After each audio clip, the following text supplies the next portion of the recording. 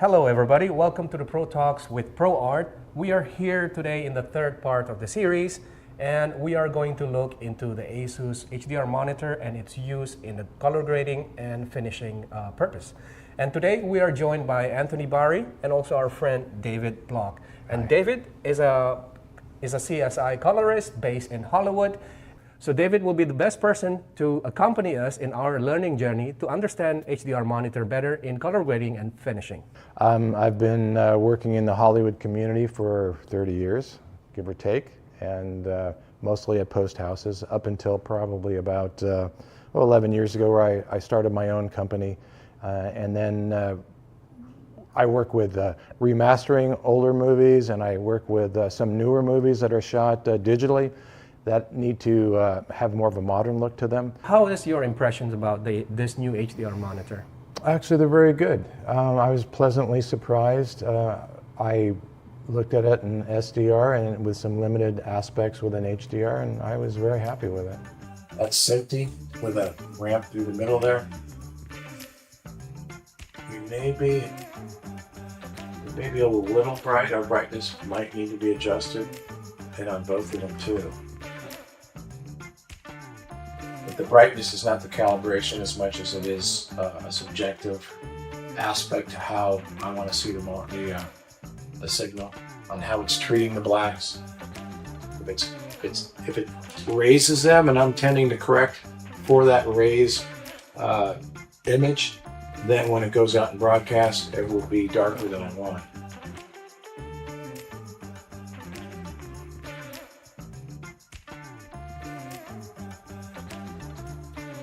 Where's that one that we had? All the different colors. These are just used to calibrate. I'm looking for some uniformity here, and it looks pretty damn uniform. Uniform like left to right, top to bottom. This is just how it's representing colors.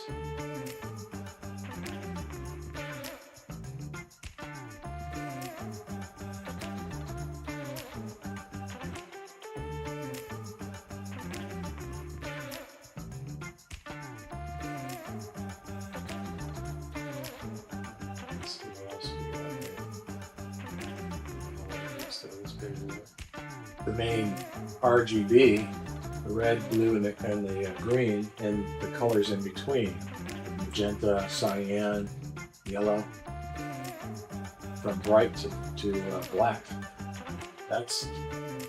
And damn, it looks like the representation is really good. And this monitor apparently has the peak value of 1000 nits, and windowed peak value, by the way. And how is this 1000 nits peak value help you in mastering the HDR content? Well, 1000 nits is basically the starting point at which you actually have to have a monitor to be able to grade. David, I'm curious about how you are setting your project management, how you're setting your color management. Is there any specific color management that you are following? I try to follow some of the same approaches, but I also am always poking at what I've done to see if there's any improvement on it, or if I've done something. Sometimes, since I use more than one approach in color management, depending upon what I'm dealing with, I want to make sure I'm not introducing something from the wrong color space. I mean, so here's a shot. You've got all the particles in the air, and if you start to, and this is where HDR really shines, if you start to take those away, it gets flat, so HDR is able to accentuate that. So in SDR, you kind of see what flat pictures, while bringing to HDR, you have way much more headroom where you can park different brightness in different nits. Let's take the case of starting in Rec 2020 as opposed to having done something in 709. We'll talk about that first. Yeah. So I set the whole timeline up. I also want to go into Blackmagic color management. Oh, so the Resolve color management. Yeah, Resolve color management. I want to go into that because it opens up the ability to have a lot more control over things. Yeah. I like to control things. I guess most colorists, if you are honest, you're a control freak. Yeah. So you want to make sure that you're doing the right thing. But again, I really believe the Hippocratic Oath that's used in Medicine, do no harm, and believe me, you can do some harm. So Rec 2020, I come in at my input color space is Rec 2020. I deal with 2084 for the gamma. Then my timeline, I'll keep it at 2020, again, the 2084. And then on the output, I'll go 2020, but I'll do a limitation of P3 D65. But at that one, I'll use 2084 with a limitation of 1,000 nits, and that's where I'll do my clip. All right, so this is a Rec 709 image. I brought that into a Rec 2020 timeline. So when I do that initially, it's gonna look like, it's not gonna look good, okay? So I know that the display is receiving 2020, so I wanna make sure that this Rec 709 at least looks like it's been brought into a 2020 environment, which is what you're looking at now. After it's done that, I want to go ahead and I want to start to add some additional trims. These are just rough trims. I'm not dealing with anything like what color I should use. I'm just dealing with contrast, more or less. And so these are additional little nudges to open this up. And then I've also thrown in a window inside, in this particular case, the lens, just to kind of make that pop again. So there's the lens. If I take that little bit out, you can see that. If I take out that little highlight, you can really see that around the mid or the outside area, those highlights in the back. And you can see this contrast increase as me bringing the Rec 709 into a Rec 2020 environment. There's a lot of information going on here, a lot of colors. You want to, again, my opinion, you want to take advantage of those colors. You want to see color separation. What's color separation? If I've got blues and magentas and I've got greens and yellows, I want them to be those colors. I don't want them to have a wash.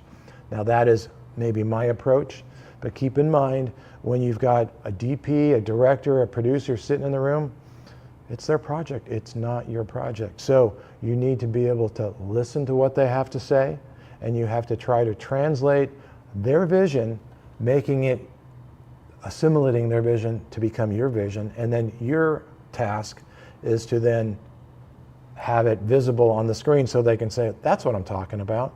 So I'm going to turn off some of these values that I've put in here. So this one came in a little hotter than usual because it was an EXR image. So, but generally it would come in like that if it was a Rec 709.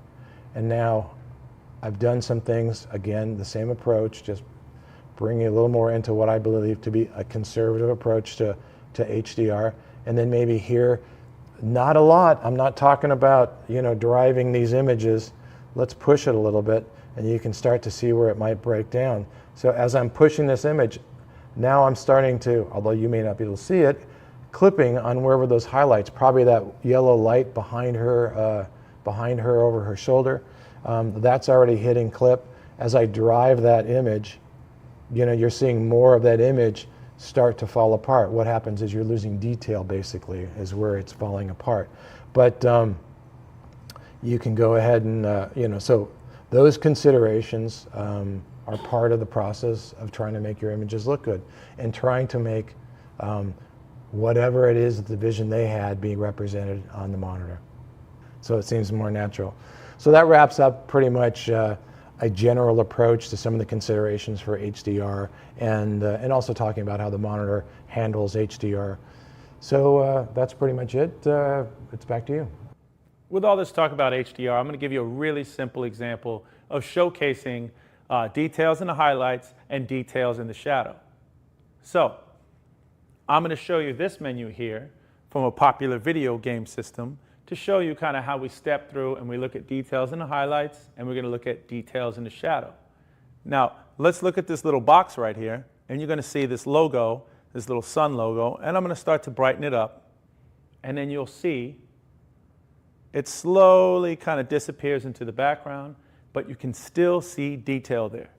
Now, being able to make out the subtle differences and see detail in the highlights when something's high bright or something really dark and really low in the image really matters in the post-process, especially when you're doing any kind of finishing.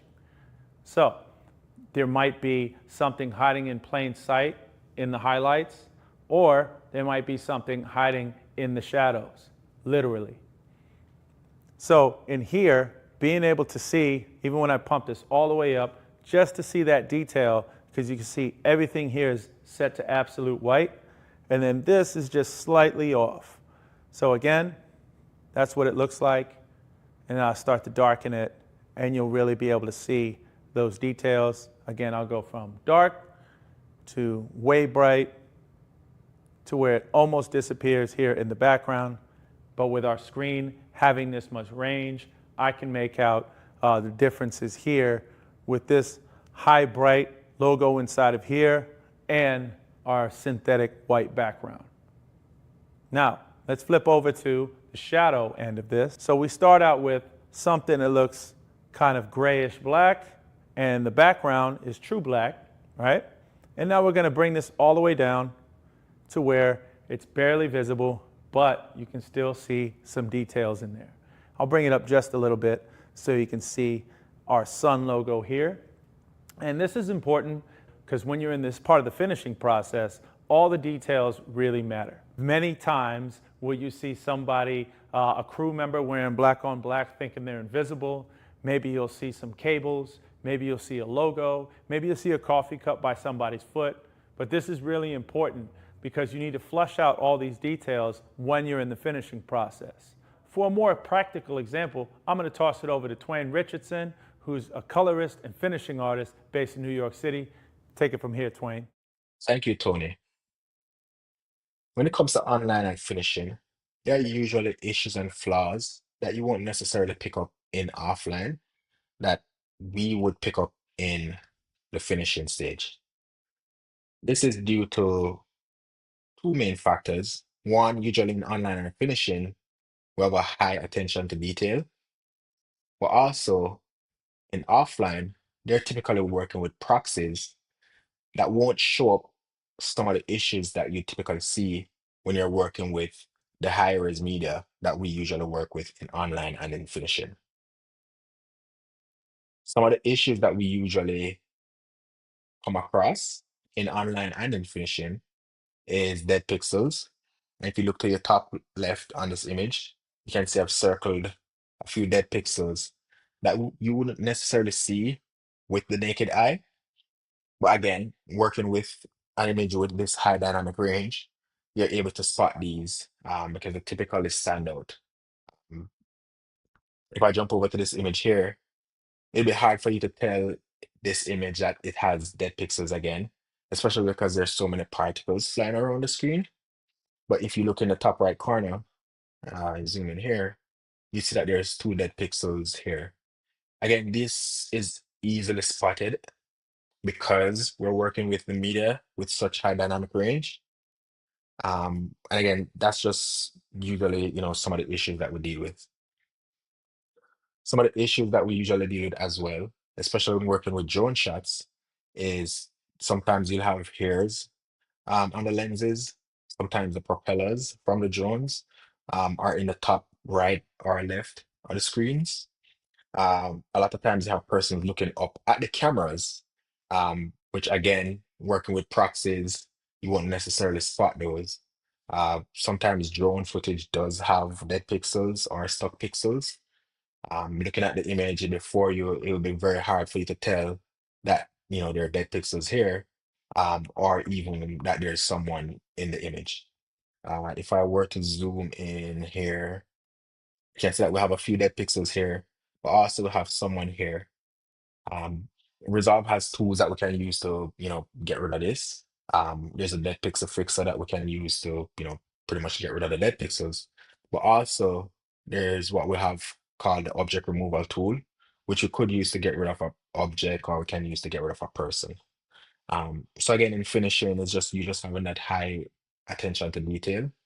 A lot of these things you have to catch them because you're pretty much the last person that will see the image before it goes, out onto air or go onto the streaming service, wherever the image is being played. Now, if I jump to the color page, I can demonstrate how to fix a few of these issues. Uh, so if we go ahead and I'll fix a couple of these dead pixels. Firstly, what you want to do is you go up to your effects page and we can type in here dead pixel. We drag this over to our node stacks. Next, you want to tell Resolve where the dead pixels are. And you do this by just drawing a circle around them. As you can see, Resolve fixes that. If I were to zoom out here, click play, I mean, you can't really tell, where the dead pixels are. I circle this box here so that you can have an idea of where it would have been. And if I zoom in here, I mean, that's doing a pretty good job. If we jump to this next clip, let me zoom out quickly. Pretty much the procedure is the same with fixing, these dead pixels. Is I drag my dead pixel fixer onto my node stack layer. Next, usually for precision, I like zooming in.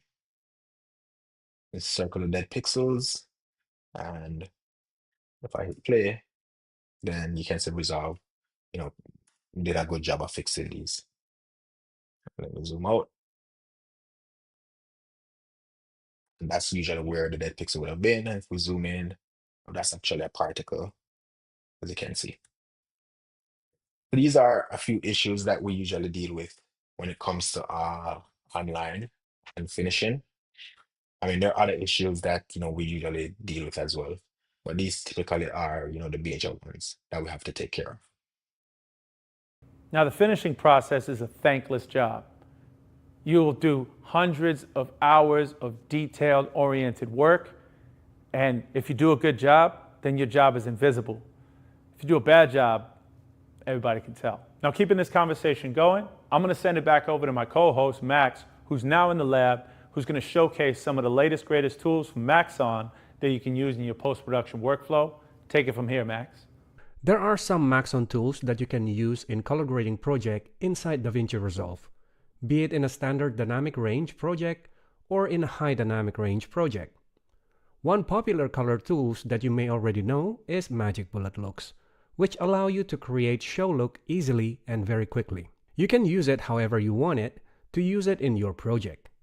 Recently, there is also one simulation tools that just got added into Resolve that allows you to simulate a real lens flare captured by a lens in a camera.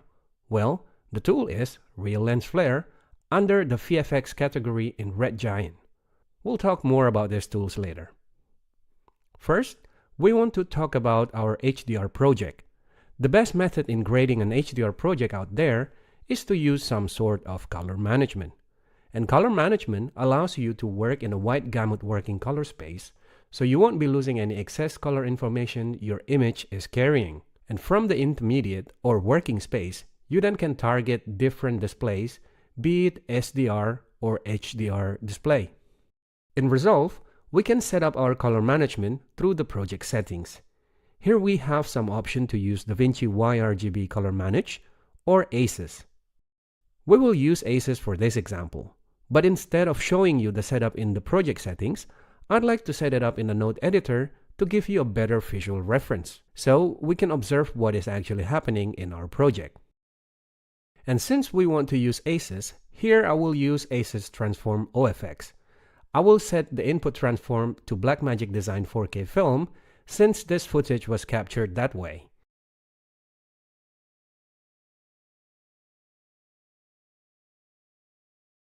And as the output transform, I will select P3D65 ST2084 1000 nits.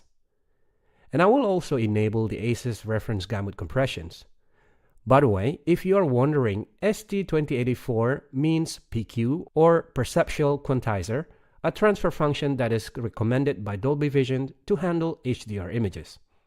Here in my GUI monitor, as well as on your monitor that you are using to watch this, the image will look flat and desaturated, but that's just because our screens are unable to display the image using the specified recipe in our output transform, that is a P3D65 color space using a PQ curve. But if we are going to see the same image on our ASUS HDR monitor, the image will look correct because the monitor is able to be set to display an image using PQ curve in P3D65 color space. So now for learning purpose, let us just change our output transform back to sRGB to view the image correctly temporarily in our SDR screen. Using this one node transformation, we are successfully transforming our image from Blackmagic White Gamut with Blackmagic 4K film to sRGB color space using ASUS. And now, in order to access the ASUS working space, we need to split this one node into two. In the first node, we want to go from Blackmagic 4K film to ASUS CCT.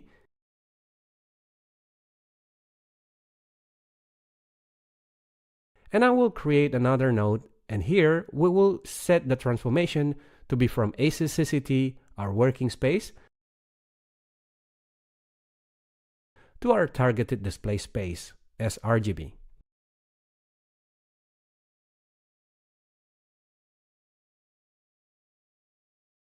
Now if we move these two nodes apart and create another node in between them, and let me label this node as intermediate, now anything that we do in our intermediate node will be performed in ASUS AP1 color space with ASUS CCT tone curve.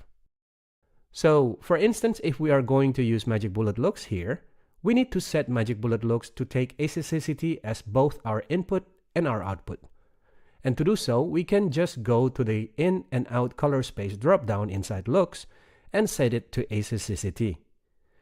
And now we can use any presets available in Looks and it will be applied correctly.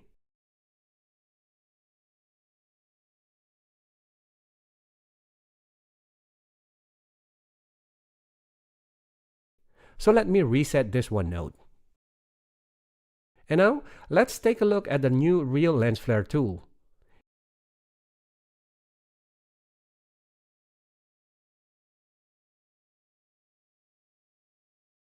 In Real Lens Flare, we have this on-screen controls that we can use to move around the flare locations.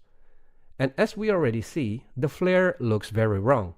That is just because we haven't set Real Lens Flare to ASUS correctly. And if we scroll down in our effect panel, we will see the color mode drop down. By default, it is set to video, which is a normal Gamma 2.4 environment. There is also an option to set it in the HDR mode, but what we actually want to do is to use it in ASUS CG mode. And as we set it to ASUS CG, it looks better, but it's still not correct.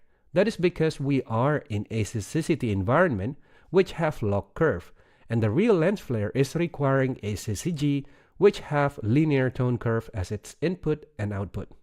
So we can do that by sandwiching Real Lens Flare with two transformations.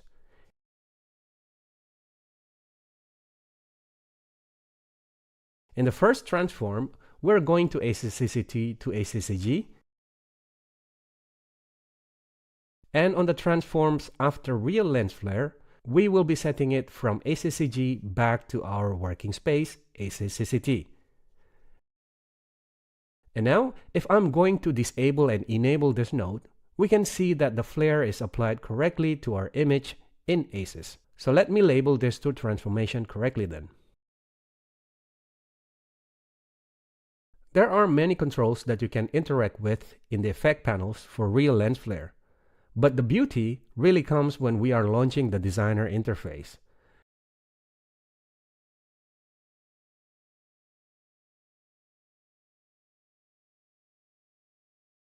At the bottom of the designer, we have a virtual lens which used to simulate the behavior of our lens flare. We can change the sensor size to something similar to the camera that we use to capture this image. And we can also set the aperture to something closer to the aperture used on the set.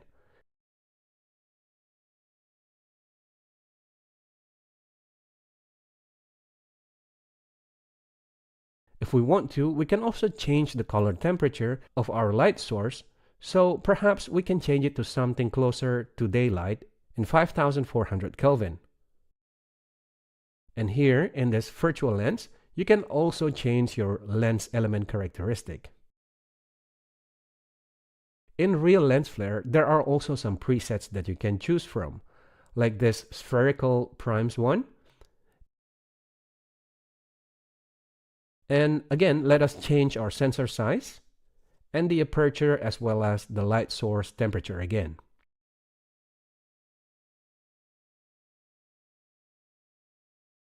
And if we want to, we can also change it to a preset that looks more fun, perhaps something like this horror preset. And as we confirm this, we will be brought back to our project. Now, with this real lens flare effects applied, you can continue grading your project to improve the images. And again, be aware that we are only doing this in sRGB as our output space for an example due to our streaming limitations. But if we are going to aim to display this in our ASUS HDR monitor, we can simply change the output transform back to P3D65 ST2084 1000 nits because the ASUS HDR monitor is capable of displaying the image using those standards. Alright, thank you, and back to you, Tony. I want to take this time to say thank you for watching, whether you watch one episode or all three. We appreciate your time and attention, and we also want to thank our sponsors, ASUS and Maxon, as well as my co-host, Maxwell Harjo, our guests, David Block and Twain Richardson. That's all we got. Until next time, thanks for watching.